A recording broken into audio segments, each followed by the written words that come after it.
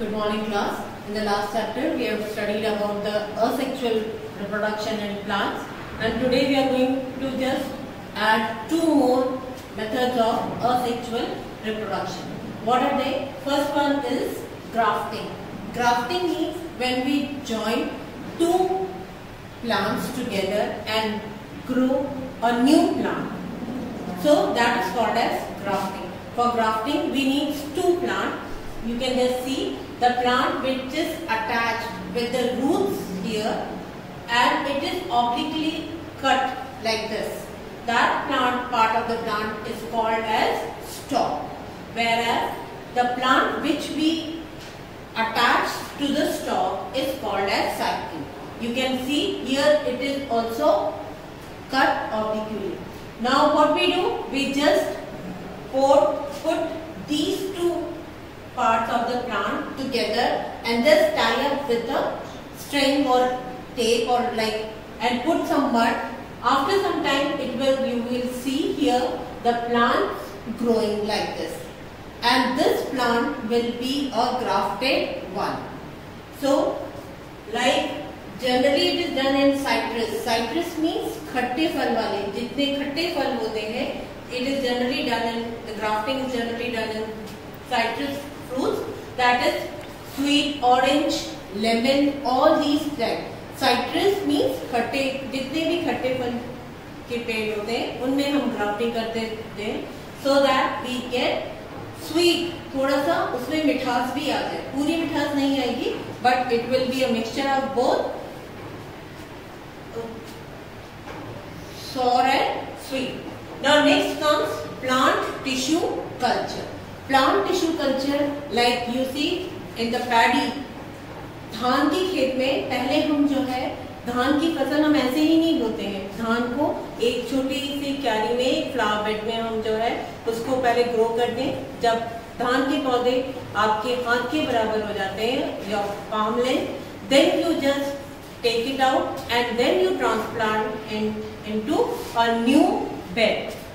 Now same thing we do here. In plant tissue culture, what we do?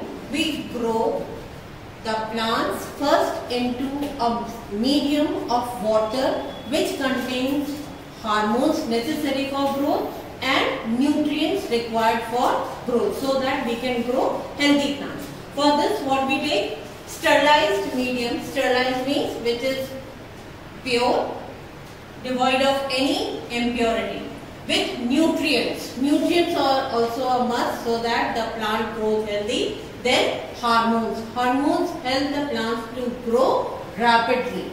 जो जल्दी grow कर सके hormones के through.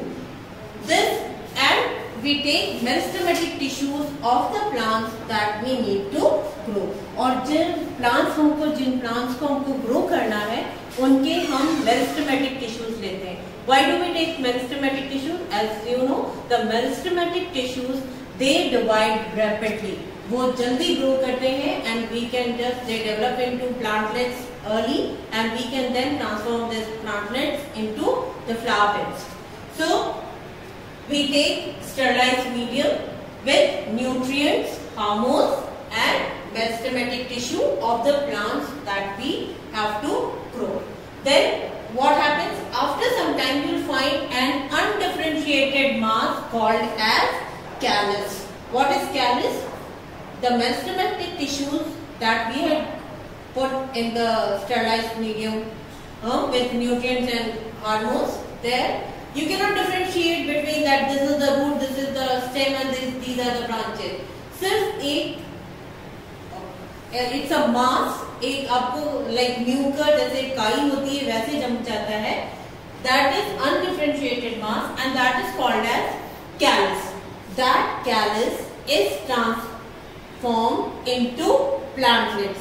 वही callus थोड़े दिनों बाद छोटे छोटे पौधों में change हो जाएगा, बहुत ही छोटे.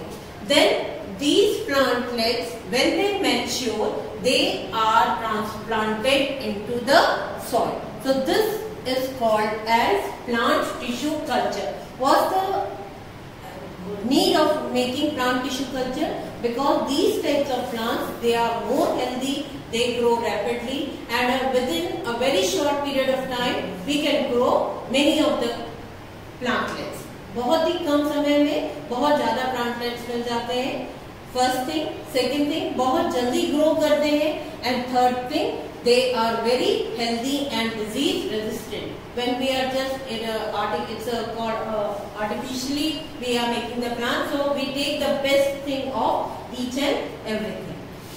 For example, you can see the orchids, the carnations, dahlia, all these ornamental plants, they are grown with the help of plant tissue culture. Plant tissue culture की मदद से हम carnations, जो आपने बुकेज में देखे होंगे, gladiolas carnations, जितने भी ये ornamental plants होते हैं, they are grown with the help of plant tissue culture.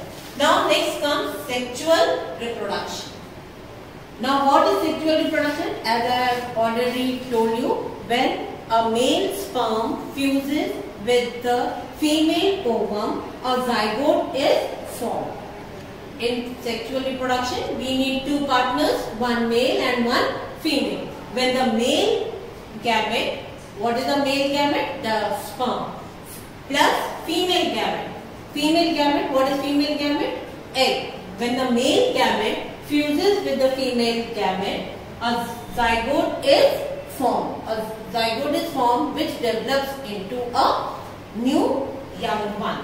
Now, what's the main, why it is good, sexual reproduction is good? Because as you see, we are getting two gametes, one from male and one from female. So, there is diversity.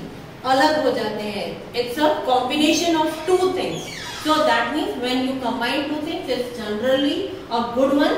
So that's why instead of asexual reproduction, sexual reproduction, it gives us diversity. बहुत अलग-अलग चीजें हमें मिलती हैं. Now, in sexual reproduction only, we have two types of sexes. Like some of the plants and the animals, they are unisexual. Unisexual means where male and female can be easily differentiated. For example, unisexual cat, dog, man. You can easily differentiate between that this is male and this is female. They are called as unisexual. That means they have only one sex. Either they are male or female. Then you have bisexual. Bisexual means when both the sexes, male and female, are present in one living organism only. They are also called as hermaphrodite. What is hermaphrodite? When male and female, both the sexes are present in one living organism only. For example, earthworm, tapeworm, starfish, there you don't have any differentiation of sex. आप mail earthworm, female earthworm ऐसा कुछ नहीं होता. जैसे कि man में होता है, कैट्स, डॉग्स में होता है कि मेल अलग और फीमेल अलग, तो वो यूनिसेक्सुअल होते हैं. और बाइसेक्सुअल और हर्माफ्रोडाइट वो होते हैं जिनमें मेल एंड फीमेल दोनों एक में होता है. And you can not differentiate between the two. So for example, कौन से लिविंग ऑर्गेनिजम्स हर्माफ्रोडाइट या बाइसेक्सुअल होते हैं? They are the earthworm, tapeworm, starfish. Generally they belong to lower phylum. जो lower phylum होते हैं, they belong to that. Then next comes fertilization. Fertilization means when the zygote is formed and the zygote begins to develop into a new one. Fertilization means fusion of male and female gametes. Fertilization is complete. Fertilization का मतलब होता है जब male gametes female gametes के साथ fuse करते हैं. Now it is again also of two types, that is external fertilization. Example, fishes and frogs. जब external fertilization होते हैं, then it is called as external fertilization. That means the egg and the sperm, they meet outside the body of the organism. जब organism, whatever organism it is, जब उसकी body के बाहर fertilization होता है. Fertilization means fusion of male gamete with female gamete. Then it is called as external fertilization. As for example, fishes and frogs. इनमें जो है, you know that fishes lay the eggs and frogs also they lay the eggs, and the fertilization is outside there, outside the female body.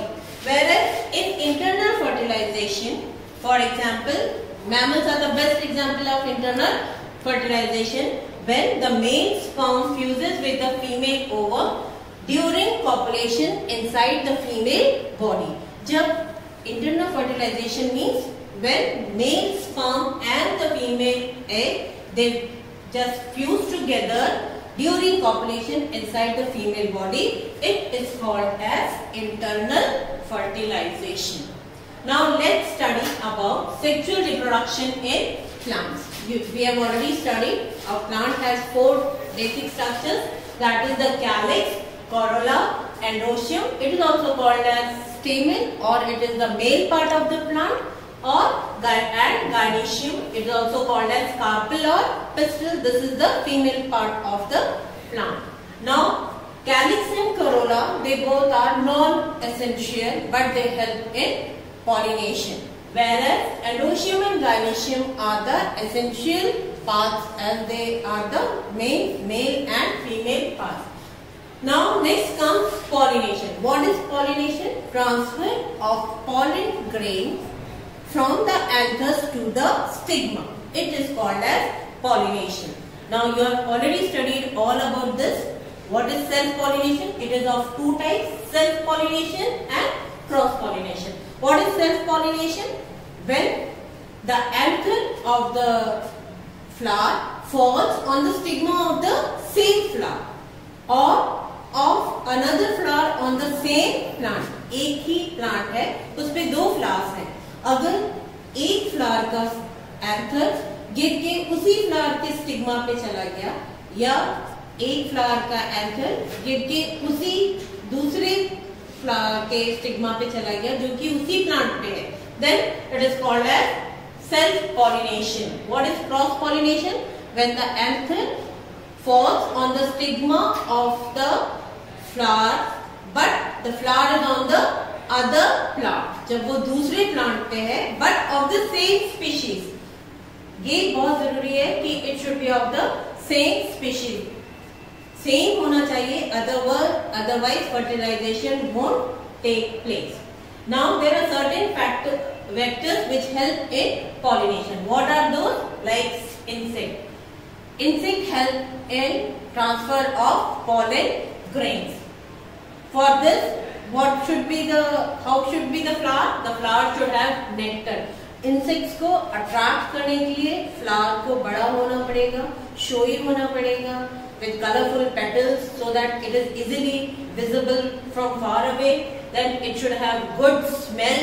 उसकी खुशबू अच्छी होनी चाहिए so that insects are attracted. It should have nectar. उनमें nectar होना चाहिए. And the last one is sticky stigma. Sticky means चिपचिपा. थोड़ा सा stigma इसका चिपचिपा होता है so that once the pollen grains fall on the stigma, it doesn't leave it. Second is water. Now for water, the pollen grains should be light. They should have, the flower should be large and feathery stigma. Feathery stigma means which can capture the pollen grains. Example, Hydrilla and Vallisneria. These are the 2 aquatic plants which are used. And the last is pollen grains. Through wind they are pollinated. Through wind they should be very lightweight. So in the next video we'll just study about the sexual reproduction in